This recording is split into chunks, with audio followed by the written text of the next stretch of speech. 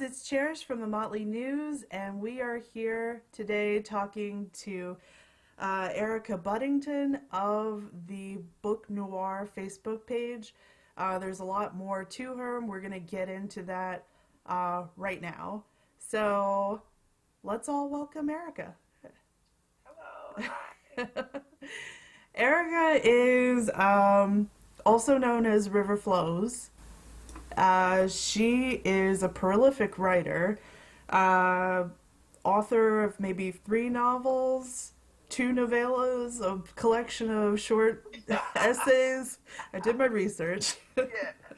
Several columns for different online publications. You're a spoken word artist. You are an educator. I mean, it's a Pretty ton of long stuff. resume. You are I'm going to say a Renaissance woman. So, Erica, thank you for talking to us. And I would like to start out with Book Noir, which is how I found you. It's a curated page of everything anyone needs to know about literature happening right now involving people of color. Could you talk to us about how that got started? What was the need for curating like that? So, I've always had an issue with the African American section of Barnes and Noble. Their African American section is actually incredibly different now. It used to be like a clusterfuck, excuse my language, of it was like half TD Jakes, half Zane, nothing in between. Like I was just like, what is this as a kid?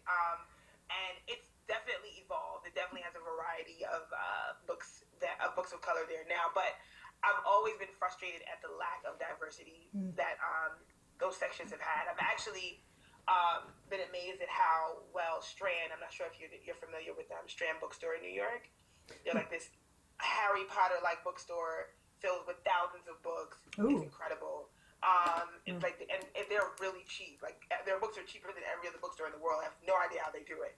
But and they also sell like rare books and used books as well. It's so beautiful. 4 floors, I believe. It's gorgeous. This is located in Brooklyn? It's in Union Square. Oh, In New okay. York City. Yeah. So, I've always been frustrated with how they curate their bookshelves. And over the years, every other year I go to Medgar Evers National Black Writers Conference. I'm an alumni of Bona and Callaloo, and I own about 500 books by writers of color myself. Yes. I do collect rare books and used books and, new authors. And so a friend of mine came over and we're like, every few months I'll take a ton of books because I want to buy more, put them on my steps and go, take what you want. Yeah. And folks will just come and take what they want from the neighborhood, which is a practice that, areas in Brooklyn do a lot. I've seen it in Bed-Stuy, I've seen it in Park Slope, I've seen it in Cobble Hill. And so it's something that I've imitated. And a friend of mine came and we're going through my books and she goes, wow, I didn't know that there were so many new books by authors of color. I feel like I'm always looking for my face. I feel like I'm always looking for my story when I go into a bookstore. And whenever I ask the booksellers, where can I find something on Jamaica, where she's from, or where can I find something on, this particular author? What else have they written? They don't really have anything to tell me unless they can actually put it inside the system and find something that correlates that the system gives to them. And I was like, that's really sad. And then we went out to breakfast a couple of weeks later with a bunch of friends and she happened to bring it up. And every woman of color at the table said the exact same thing. And I was like, this is really creepy. Like that no one knows that new books are coming out by authors of color. And they feel like they have to find texts that are dated. I have friends who are, I want to read more authors of color. I'm reading Souls of Black Folk. And I'm like, okay, I'm all for that book, but there's so much work out right now that you could be reading that's relevant to your experience, to your age. And so that's what made me start BookNoire. Okay. And I saw that there are a lot of websites that were coming up, because we're hot right now. Like there's Travel Noir, there's Battle Noir, there's all of these hashtags about melanin and, and I said, I want to join that wave. There's a couple of women who are doing it. There's Well Read Black Girl. There are a ton of like bloggers that are always putting other writers on a pedestal, like Lovey and Demetria Lucas and you name them. But there wasn't really a curated space that only talked about like authors of color and the literary, they seem to be either more so towards the book club kind of thing, or if like men authors or women authors, but not just an amalgamation of everything with authors of color, like no matter where you're from. And so I was like, I think I want to do something like that. And so that's why I started BookNoire, and I started sharing some stuff. And we have like a small following now, but I've noticed that like whenever we put something up, we get a ton of shares because folks are not used to finding that information so easily. And so, yeah, that's why I started it. Nice. I hope that was a good response. No, that's great. When you talked about the African American section of bookstores, I'm thinking of Barnes and Noble. Very difficult to find anything in there. That's the only bookstore I have available to me in Toledo, Ohio, which is, mass appeal.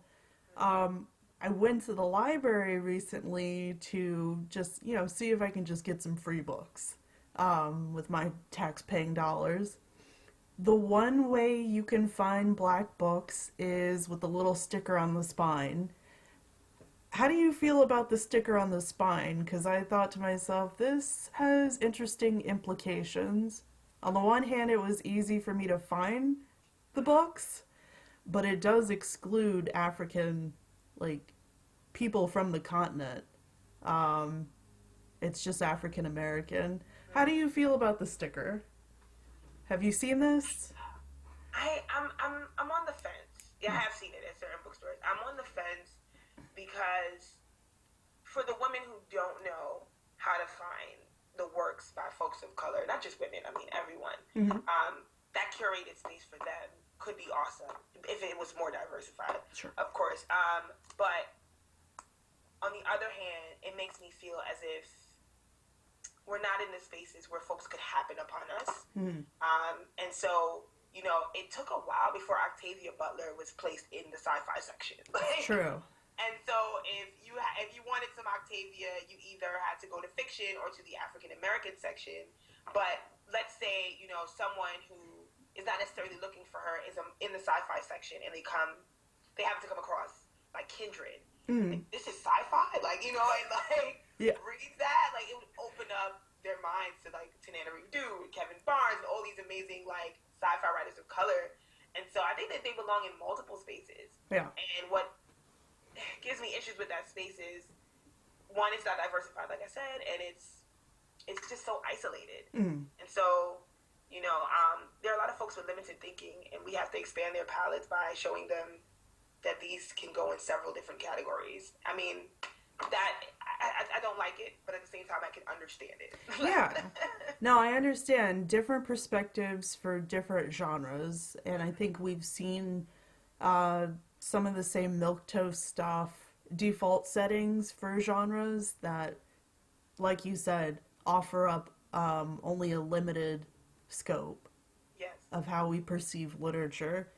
I want to talk about your own writing background, because I mentioned all of that stuff, but I want to know about your own educational background, how you got started as a writer. It's not a hobby for you, it's a job. I saw that blog post. This is your life. How did it get started? My father is a poet. He wrote poems for my mother. That's how they fell in love. And he has this manila folder filled with poetry and little napkins and loose leaf paper. And I'm not allowed to touch it. And he loves to embarrass me. I'll go to open mics to perform, and he'll go, "I'm going to sign up on the list." And I'm like, "No," because we have the same last name. No, we're related. No, Dad. Embarrassing. But he wrote a lot and he performed, and so I saw that and I mimicked it. And I remember my mom raised me on Langston and Zora. I remember being a little girl and having all these books, which is why this young lady, I forgot her name, who's doing the book, she's been collecting books because she's tired of reading about dogs and white boys. And I was like, oh my God, that was me. I remember saying to my mother, I don't see myself in the book. That little girl is a hero, by the way. Yeah. But so I remember saying, I don't see myself in the book. Yeah. And my mother was like, what are you talking about? Because I was like 7, 8. I'm like, I don't see myself in the book. And so she couldn't understand until She went to Nakaru Books, which is a bookstore that I believe Tyler Kweli and Mos Def were involved in downtown Brooklyn. Okay. And she saw a bunch of children's books with, young black kids on the front, and it hit her what I meant. When I said I didn't see myself in the book. Yeah. And so the first book she brought home was a book of poems by Nikki Giovanni, and for children. And since that day, like, it's been all, like, listen, we get 99-cent Santas from the ornaments from the store. She has to paint them black. Like, everything has been representation from there on out. And so with that sort of upbringing, as well as, my father performing and watching him do that, my first talent show, I was 6 years old. I was at, it's called, I don't remember the name of the hotel, but it's in Jamaica, and they have like a talent show for kids once a week. Yeah. And so, I told my parents, I want to read a poem. And they're like, a poem? You wrote a poem? And I'm like, yeah, I did. And I read it, and it was just this invigorating experience, and I've been writing ever since. And so I did deaf poetry when I was like 17 years old. And then after deaf poetry, I performed. I was in college at Hampton University, studied English lit. I had some awesome professors. And I remember, having a suitcase full of Norton anthologies on Friday and heading to my shows to pay for my tuition and have my little pocket change on the weekend and coming right back to class on Monday. Yeah. And I graduated from Hampton, and, I started writing this blog and, writing little novellas. And a friend of mine about 2 years ago said to me, you need to start publishing these. Even if you don't have a literary agent right now, you need to start publishing them because the world needs your work. And so I'm about 2 novellas, 1 novel, and 2 more novels I'm working on currently in. And I have a ton of like short story series on my website. And so that's pretty much been my career with writing. Yes. I'm gonna put all of that on the video here so viewers can see. The website is beautiful. Thank you. The covers of the book look wonderful, and you can get them all on Kindle, Amazon Kindle. Yep, there's only 1 in print. Okay. But the other 2 will be available in print in April. Okay. Oh, congratulations! Thank you. Huzzah! So you touched on some things that I was going to ask you about. But your own educational background that was supplemented by your parents, by the classes that you took, how is this helping you right now as an educator? Because you're currently teaching what? So I currently teach middle school. Okay. How is this influencing the way you reach your students now? So, so many things influence the way that I teach. There's this, of course, all over the world, there's an obsession with state testing. And I feel like, especially working in the charter school system, it's rigor. Yeah. That's all we're doing is testing. They even took away the arts block in my school last winter to replace it with a state test prep tutoring, as if the kids don't do that all day long. Oh, they're God. not there from 7 a.m. to 5 p.m. And so, No. It's really frustrating because essentially you're asking children to be quiet for about 10 hours and they are only speaking during the 30-minute lunch period and another 30-minute fitness period. Children. Oh. And so I have to find interactive ways so they can exert that energy and not, become tired or not feel burned out. Yeah. And so in my spare time, I do some graphic design. Like, I design my own website, so I do graphic design, front-end web development. I do some basic coding, like HTML and CSS. And so I noticed that a lot of my students that have IEPs and 504s, they are struggling with, the lecture. Like, they can't sit and listen to something and then, write down what they're hearing. Like, they need to have PowerPoints or quick videos in between, or they need to be fidgeting with something if they have a certain disorder that requires them to be busy doing something while they're writing. And so I have to modify my lessons utilizing skills that I didn't even think I would have to bring into the classroom. Yeah. And so I have kids creating graphic organizers with Photoshop for their essays because they can't visualize it with the pencil. They have to use, they love Photoshop and they have to use the Photoshop to kind of do it. And so I go, okay, we're going to do 1 day of building, making this nice, so you can up your technology skill. And then the next day, we're going to actually do the writing. We're going to put the planning. We're going to put in the intro, what the evidence we're going to be using. into the body paragraph, and it's working with students who folks have given up on, essentially, who they've given paras, who are folks who are not they're not certified to deal with children that have those issues, and they're basically well-paid babysitters. And people think that paras are assisting the kids, but in reality, they're just babysitting them, and they're kind of like alleviating the teacher with the frustration they get from certain students. And so when I noticed that, I said, no, I have to start doing more interactive things. So I brought in a rap for my kids. Yeah. They're learning homonyms, and I'm like, THEYRE apostrophe is for they are only. If it's a place you need to be, location THERE. I'm over there, you're over where. Like, we rap. Yes. We rap.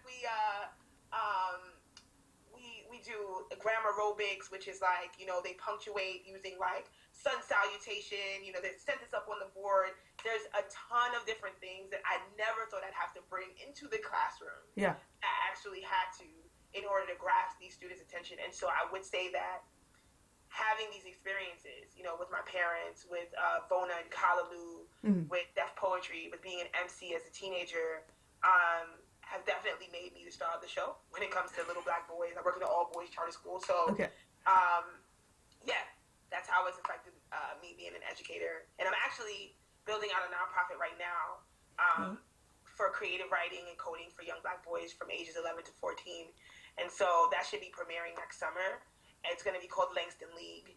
And I'm excited about it because I feel like so many schools are giving up, and they're all about this rigor, and they don't realize that our students need several different ways to learn. Everyone's cognitive functions and abilities are different, and I don't think we're taking that into consideration at all. Well, that's always been the case. Always. Children have always had various different ways to learn the same thing. I mean, some of them have to get up and walk around. Some of them, like you said, deal better with visualization, I guess. Pictures, graphics. Some are audible learners. I mean, there's a whole, I don't know, I think about this whenever I get a student, a college-age student who brings in a slip saying what academic accommodations they need. And almost all of them say things like, I need to get up and walk around every once in a while. I was like, don't we all? Like, we should be accommodating that for all students. Like, and I think the education system is just overwhelmed. Yeah. Overwhelmed, and they're afraid to take a risk because if it goes wrong, somebody's got to take the blame, and so they're overwhelmed. And I think it's the time for us to let some things that are risky into the classroom. Sure. I think it's time. Why not? It's time, and so that's the space I'm in right now. Nice. Ask you about. Okay, so you're motivating in the classroom, but I looked on your website and it said something to the effect like you're the queen of side hustle, which is so awesome because you've got your fingers in so many different projects going on at once. How do you remain motivated? What kind of advice can you give young black writers out there who want to leave their mark? How do they keep up the flow of work and production? Get in trouble. No, I feel like you have to experience things in order to write amazing. Burn it down. Right. You have to experience things, and I whenever I have mentees, I always tell them to shake up their worlds a little bit. Like, you can't expect to write these groundbreaking things if you're in the house all the time. If you're not continuously meeting new people and new characters. Literally, the people that I meet make their way into my work all the time, whether it's a piece of them or something they did at a table or at a dinner. They make their way into my work, and if it were not for those experiences, I wouldn't be prolific. And so I realize that when I'm stagnant or when I have writer's block, which I don't really believe in, I have to shake my world up a little bit. And so, if I'm working on a love story, I mean, I'm not saying to take it to this level, but I mean, if I'm working on a love story and there's like some dialogue I can't get down, I might like get on Tinder and go on a date, Yes. and like, oh, this okay, I got it. Now I know how it is on the first date when she meets this guy. He's a jerk. Let's move on. But I might say to a writer, go and sit at a cafe and listen in on someone's conversation. Yeah. That's clearly a first date. That is clearly something new for them, and mimic that. Mimic life, because ultimately that's what art is, just imitation of life. Mm-hmm. And so you need to continuously shake up your world.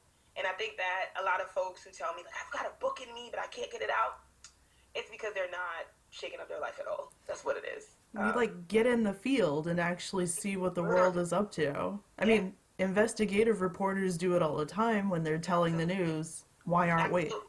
And I think fiction writers and memoir writers, we need to do the same thing. If you're writing memoir, you need to go and sit down with your grandmother and go over details and have like experiences that you can transcribe in the description. I feel like if I'm talking about my grandmother's room and if I'm not actually sitting in it, it's really difficult, right? There's only so much you can do from a picture on your wall, right? I want to sit there and I want to smell the Bengay and the perfume and feel the lace hanging on the dresser, and when I'm seeing it and feeling it, it's easier for me to work into the story. And so, I know a lot of writers who are sitting at desks and saying, I don't know why it's not coming, and it's because you have to be in the field with that writing the same way. Nice. I like that.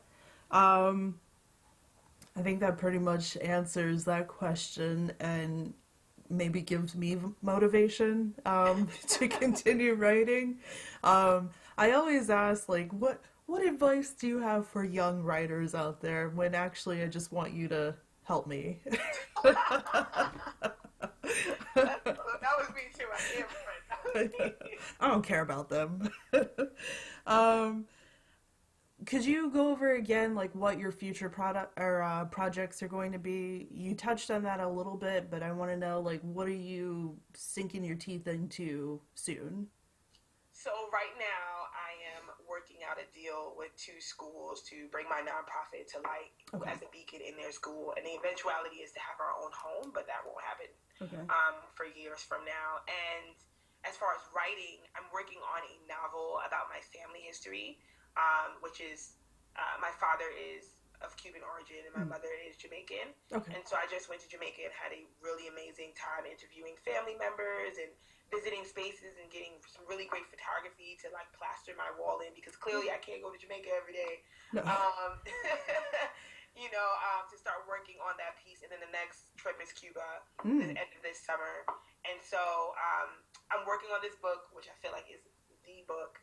And, I've always been afraid to talk about my family story, because it's one thing when you fictionalize the people in your life. But it's another thing when you're writing their actual story. And so once my father gave me the thumbs up, I was like, oh, I'm gone. I'm going to I'm gonna go full throttle. So I'm working on that right now. And I'm actually in search of a literary agent. And I'm really excited about that aspect because, I've been publishing on my own, and it's going to be cool to have somebody do the work for me. Yeah, of course. So, yeah. Sit back a little bit. Yeah. That's exciting. What things have you learned? You said your mother's side is from Jamaica. Like, were you able to just, like, hang out and visit relatives, learn customs? I was. Yeah. So my father was born in Jamaica, but his entire family, like, their origin is Cuban. So his father was born in Cuba, their father, et cetera, et cetera. And so I was able to stand on the sugarcane plantation, which is now it's a golf it's like a hotel, but they also have like this huge golf club as well, and it's called Trial in Jamaica. It's beautiful, but it has like this huge windmill, and then there's like this other contraption that's like they used to push the sugar, like they used to crush the sugar, and like the sugarcane juices would like flow through this wheel and come down into these tanks where they would like package it for transporting. And so now it's like rustic and decaying, but it's incredibly beautiful. But I got to stand in the place where my ancestors worked. My last name is Buddington. It's Irish. It's actually it's in Ireland. It's Boddington, but it's Buddington when you say it with a patois accent. And they were plantation owners that owned my family, and I got to actually stand on that plantation. That was interesting. and several other places where other family members worked. I, visited my grandfather's grave and found out that my great grandparents' grave is only like 2 steps away. And they were, jewelers and shoemakers, and they were Wow. Jewish, and they were from Cuba, but they had come from somewhere in Europe, and I just all these different things that I Yeah. never knew about my history, and the stories are sitting with my family, and no one's ever thought like, oh, we should pass it to the next generation. Like no one's ever, I sat down and I'm like, so, and all of this stuff just started to flood out of my grand aunt and flood out of my cousins, and I'm like, you guys know all of this, but we don't talk about it. And they're like, it's painful. It's a painful Yeah. history. Nobody really wants to talk about these things, but if you're writing a book, Yeah. we're And open to it. that's why every family needs to have a writer. Right? That's a good quote. But it sounds really jumbled right now because I learned so Yeah. much. But I think the most amazing thing that I learned was I was standing in a room, which was a house built on top of the foundation that my great great great grandparents' house was built on, and so my Mm. family still owns the same land. And I'm standing in this room, and it's like a burn, like the room apparently caught on fire a few years ago. In my grandfather's will, he stated that he didn't want anyone but the Buddington family living on this particular piece of land. And for the first time, maybe 10 years ago, they allowed a young lady to rent a room in that house. Mm. And a few days after she moved into the house, that room in the entire house, like just that room, caught on fire. No one knows Whoa. how, no one knows. Like, and so she leaves the room. She's safe, she's fine. Yeah. But that room, it just burned. And the rest of the house is still intact. It's just that room. And there's a picture of it on my Facebook right now. I'm standing in this room, and a rose bush is like growing through the window into the middle of the room. And as I'm standing in the room, my grandma is telling us this story. And I ask her, did my great grandparents sleep in this room? And she goes, they did. Like if this was the layout of the old house, this would have been where their room was. Oh my gosh. It just feel like knowing that was very scary. Like, cause I know it told me that, but I was like, I feel like Oh this is no. they slept in, and we also think that's pretty creepy. And Yeah. so that solidified for me that I had to write this story Yeah. because there's magical realism in it. There's Yeah. this amazing tale to be told, and I always read like Juno Diaz and the Fuku or Mama Day by Gloria Naylor, and Yeah. I'm like, oh, that stuff doesn't exist, and I felt it. And I was like, I gotta write it. That's So, amazing. yeah, Ghosts, sugar plantations. right? Like I have to write it. Well, I mean, that has always interested me, and I'm not gonna spend too much time on this, but every time you buy a pound of sugar at the store, the bloody and violent history leading up to that, bag of sugar is just something that we need to investigate more. The products that we hold or that we take for granted, the history behind all of them is just, built on the backs of slaves, exploitation. Not to be a downer about it, but No, it's real. Even Carol Walker's exhibit that she had in Brooklyn, yes. like it was in the Domino Sugar Factory, and everyone was trying to. A lot of folks were just, why would she do it here? And I knew immediately. Yeah. I knew immediately. I was like, oh my God, this is genius, right? Yeah. I knew immediately. But there is such a bloody and scary history behind it. Yeah, a lot of families were broken. I'm excited about writing about like unearthing all of that, though. I think it'll be good. I'm excited to one day to learn that. Yeah, for sure. And you're keeping it on, and I'm excited to read it. So get to work. I am every day. Well, I think that concludes everything that I wanted to know about you. I mean, there's so much more, obviously, but this will work for now.